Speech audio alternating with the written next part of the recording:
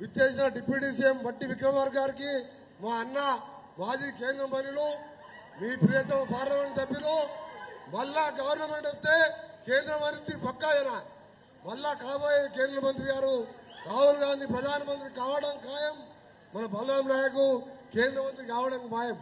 అలాగే వేదిక మీద పెద్దలు పొంగులేటి శ్రీనివాసరెడ్డి మా బావగారికి, అలాగే తుమ్మల నాగేశ్వర పెద్దలకు, మా శాసనసభ్యులందరికీ పేరు పేరున సమయం లేదు కాబట్టి మీ అందరికీ చేతులు జోడించి నమస్కరిస్తూ, మన ప్రభుత్వం కొత్తలో వచ్చిన సందర్భంలో ప్రతిపక్ష నాయకులు ఏమన్నారు, ఈ ప్రభుత్వం ఉండదు, వచ్చిన రెండో రోజుకని మొదలుపెట్టిండు.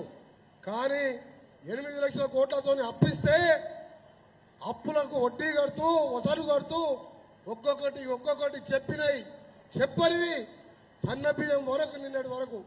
మీరు ఎప్పుడైనా సన్న బియ్యంతో అన్నం తినారా అక్కలు చెల్లెలు? మీరు వచ్చిన బియ్యాన్ని అమ్ముకునేది. ఇలా వేల కోట్ల స్కీములు ఇలా అమలు చేస్తూ రాష్ట్రాన్ని ఒక దారిలో పెడుతూ ఇప్పుడిప్పుడే ఆర్థికంగా ముందుకు పోతున్న సందర్భంలో కొన్ని పుకార్లు లేవట్టిను. రైతు భరోసా రాదు ఈ ప్రభుత్వంలోని. మనం పెంచిన 6,000 చొప్పున 9,000 కోట్లు ఇవ్వడమే కాదు, దేశ చరిత్రలో ఎక్కడ లేని విధంగా 21,000 కోట్ల రూపాయలు 2 లక్షల లోపు మాఫీ చేసి చూపించాం. ఇవన్నీ కాదు, మన ప్రభుత్వ లక్ష్యం, మన ముఖ్యమంత్రి గారి ఆశయం, మా అందరి ఆశయం రైతులు బాగుండాలి, పిల్లలు భావితరాల పిల్లలు చదువుకోవాలి, ఉన్నతంగా ఉద్యోగాలు సంపాదించాలి. అందుకని స్కిల్ డెవలప్మెంట్ సెంటర్లు పెట్టుకుంటూ పిల్లల గురించి ఆరిస్తున్నాం.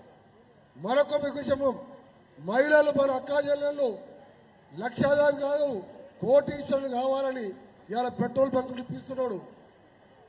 పెట్రోల్ బంకులే కాదు, ఇలా ఆర్టీసీ బస్సులే కాదు, మహిళా సంఘాలకు ఈ వారం వారోత్సవాలు పెట్టుకుంటున్నాం. ఇవన్నిటికి తోడు ఇలా మా అన్న నరేందర్ అన్న, మా ఎంపీ గారు, మా ఎమ్మెల్యే గారు ఎప్పుడు మహబూబాబాదు వెనుకబడ్డ మాత్రం పోరాటాలకు మారుపేరు. అలాంటి ప్రాంతాన్ని వెనుకబడేసినంటే వెంటనే ఆర్ఎండ్బి నుంచి 200 కోట్ల రూపాయలు ఇవాళ శంకుస్థాపన చేసుకొని టెండర్లు కూడా పూర్తి చేసుకున్నాం. నేను అందుకనే ఒకటి అంటున్నాం, కేసీఆర్ గారు ఆయన సిద్దిపేట, గజ్వేల్, సిరిసిల్లకే పరిమితమైండు. పక్కకున్న పోరాటాల జిల్లా మహబూబాబాద్ లాంటి వెనుకబడ్డ జిల్లాలో ఎప్పుడు కూడా ఆలోచించలే.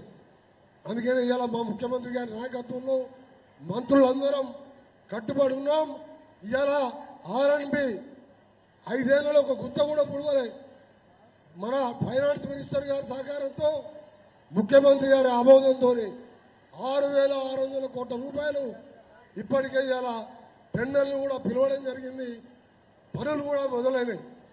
ఇంకా హ్యామ్ మోడల్లో 12,000 కోట్ల రూపాయలు మా డిపార్ట్మెంట్ ఆర్ఎండ్బి, మన సీతక్క డిపార్ట్మెంట్లో మరొక 17,000 కోట్ల రూపాయలతో ప్రతి గ్రామం నుంచి మండలానికి, మండలం నుంచి జిల్లా హెడ్ క్వార్టర్కు డబల్ రోడ్గా ప్రతిదీ బీటీ రోడ్గా వేసే కార్యక్రమం చేస్తామని తెలియజేసుకుంటూ మీ అందరికీ చేతులు జోడించి ఈ ప్రభుత్వాన్ని, సోనియా గాంధీ తెలంగాణ ఇచ్చిన ఆ అమ్మ ఆశీర్వాదం, ఆమె లేకుంటే తెలంగాణ వచ్చేదే కాదు.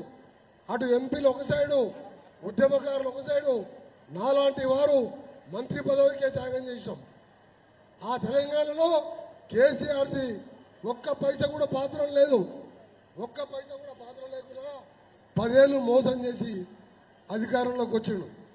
అందుకని మీ అందరు కూడా రాబో స్థానిక సంస్థల ఎన్నికల్లో మా ఎమ్మెల్యే, ఎంపీ గారే కాదు, మా నరేంద్ర అని చెప్పిన క్యాండిడేట్లకు సహకారం అందిస్తూ 100కు 100% మనం గెలవాలి.